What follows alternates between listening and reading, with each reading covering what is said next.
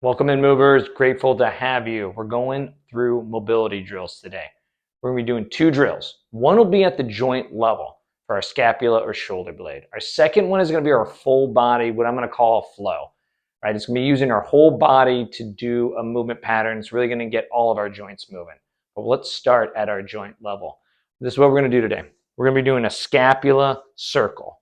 Right? We're going to bring our shoulder blade forward. We're going to bring our shoulder blade up. We're going to bring our shoulder blade back. We're going to bring our shoulder blade down. This is your ability to actively move this joint through its full range of motion that you have. It's important that we keep these range of motions because if we don't, we're going to lose them. It's also a great way to add a little bit of movement into your day, like for a movement break or before you get into your workouts for an upper body. So this is how you're going to go ahead and do it. If you can, keep that hand on that hip the whole time. You can go up and down. Try not to let it go forward and back. That's one. Two, do your best to keep the elbow locked. That is a real big challenge, and you're going to see when you do it firsthand. The ability to go back with that shoulder blade tends to get folks to want to bend the elbow. Do your best to keep it locked, because when we bend that elbow, it means we're moving through the elbow as opposed to what we're looking to do is move through that shoulder joint. So let me show you what it looks like.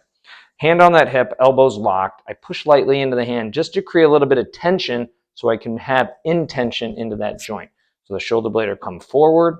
The shoulder blade will go up to the ear, the shoulder blade will come back towards that spine, and the shoulder blade will go down.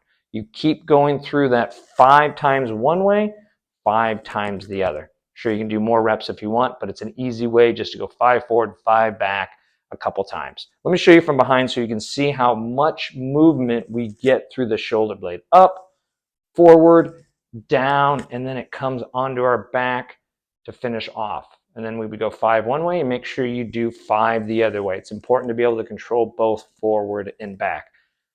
I do this with a lot of folks, and after they do it, they tend to feel like, wow, I've not felt something like that before, because what I found is most folks are kind of keeping their shoulder blades isometrically held while they do a lot of their exercises.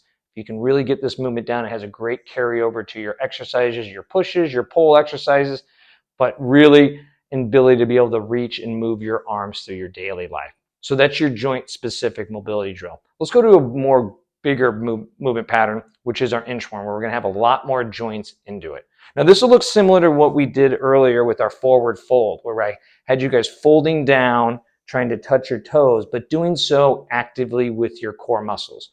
All we're going to do is take that forward fold, take it out and do a plank, and then come back to start. Again, it gets a lot of joints going at once, and the key being we're actively going into the exercise. Let me show you what it looks like. Feet are underneath the hips. I'm going to engage my core as I go into a forward fold. I soften my knees as needed. I don't force anything. You're going to go down as far as you can. Bring your knees again as forward as you can to be able to put your hands down. Walk out into a nice plank. Lock the legs. Push the ground away from you with your hands. Active. Hold everything tight for a count or two, and then you soften your knees. Push through your hands to bring your hips up and just walk your hands back. Very active motion. When we get here, we push into our feet, engage our glutes, engage in our core to come right back up. That's our inchworm.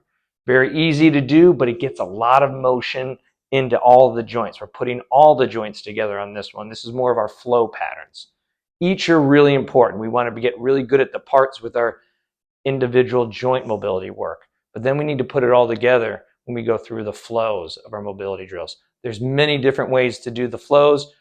Hit that subscribe button. We'll be putting out more videos for more flows, as well as at the joint level. We got lots of joints. We need to upkeep them. So we'll be putting out some information on that. So there, give those two a try. Again, be active with it and be intentful with it. Until next time, keep moving.